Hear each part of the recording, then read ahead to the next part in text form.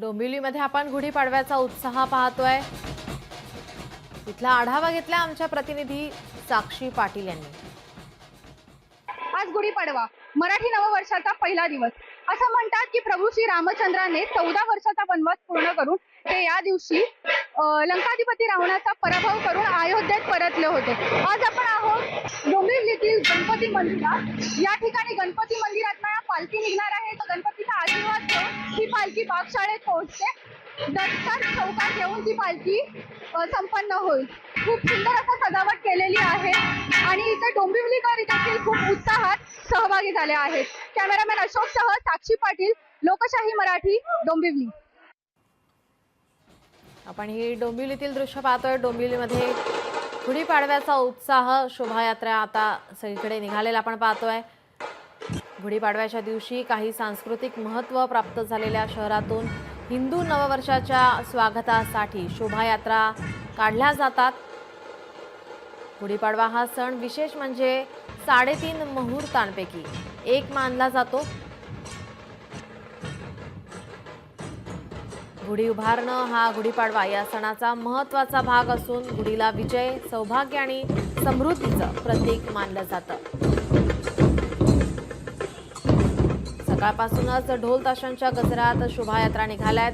ढोल ताशा पथकांचे सादरीकरण, पारंपरिक वेशातील महिलांचा सहभाग या ठिकाणी पाहायला मिळतोय।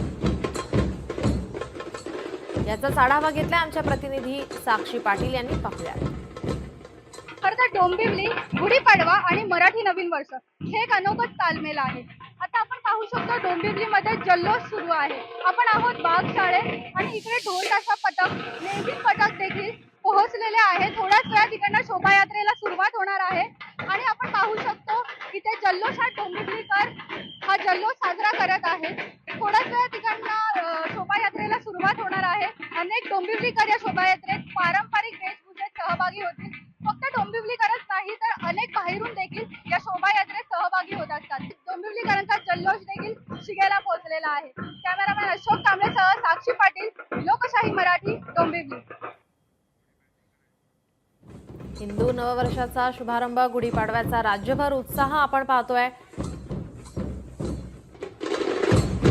लहान मुलांपासून तरुणाई, मोठ्यांपर्यंत, थोरांपर्यंत सर्वच जण या शोभायात्रेमध्ये सहभागी झालेले आपण पाहतोय। 3.5 मुहूर्तांपैकी एक गुढीपाडवा हा सण मानला जातो आणि आज संपूर्ण राज्यभर त्याचा उत्साह आपण पाहतोय।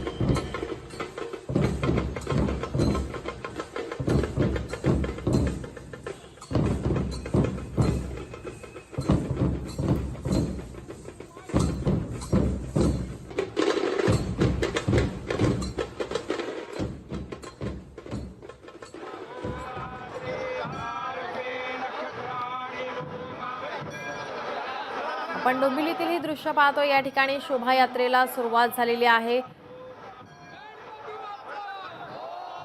गुढी उभारणं हा गुढीपाडवा या सणाचा महत्त्वाचा भाग असून गुढीला विजय, सौभाग्य आणि समृद्धीचं प्रतीक मानलं जातं। शोभायात्रा या ठिकाणी आता आपण निघालेली पाहतोय। सामाजिक संदेश देणारे फलक सर्वांच्या हातामध्ये आपण पाहतोय। काही ठिकाणी बाईक रॅली काढण्यात आलेली आहेत। आपण ही दोन दृश्य पाहत होतो डोंबिवली आणि ठाण्यामधील। आपण ही ठाण्यातील दृश्य पाहतोय। चित्ररथ या ठिकाणी आपण पाहतोय तर त्याचबरोबर सामाजिक संदेश देणारे फलक या ठिकाणी लावण्यात आलेले आहेत। उपमुख्यमंत्री एकनाथ शिंदे हे या शोभायात्रेमध्ये सहभागी झालेले आपण पाहतोय तर कोपिनेश्वर मंदिरापासून या शोभायात्रेला सुरुवात झालेली आहे। प्रात्यक्षिक या ठिकाणी सादर करण्यात येते। ढोल ताशांच्या गजरात या ठिकाणी या शोभायात्रेला सुरुवात झालेली आहे। आज सर्वत्र राज्यभर गुढीपाडव्याचा उत्साह आपल्याला पाहायला मिळणार आहे। पारंपरिक वेशभूषेमध्ये सर्व नागरिक हे या शोभायात्रेत सहभागी झालेले आपण पाहतोय। नवीन वर्ष या ठिकाणी आपण पाहतोय। नवीन वर्षाची सुरुवात, लोक नवीन स्वप्न, आशा, उत्साहाने हा सण साजरा करतायत।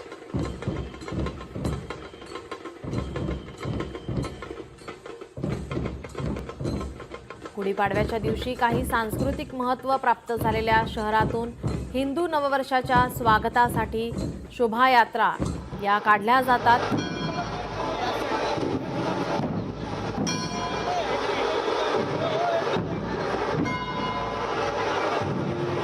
हिंदू पंचांगानुसार चैत्र शुद्ध प्रतिपदेला महाराष्ट्रामध्ये मोठ्या उत्साहाने गुढीपाडवा हा सण साजरा केला जातो.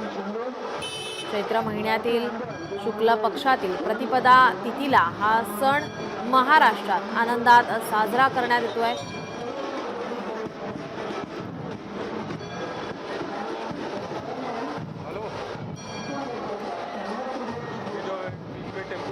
वसंत ऋतूच्या आगमनाचे आणि नवीन सुरुवातीचे प्रतीक आहे. गुढीपाडवा हा महाराष्ट्रातील एक महत्त्वाचा सण मानला जातो आणि या सणाचा आज राज्यभर आपण उत्साह लोकशाही मराठीवर पाहणार आहोत.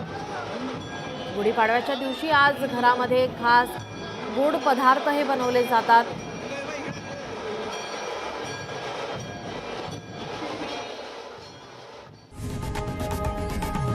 लोकशाही मराठी ऐका, पहा, जागरूक रहा.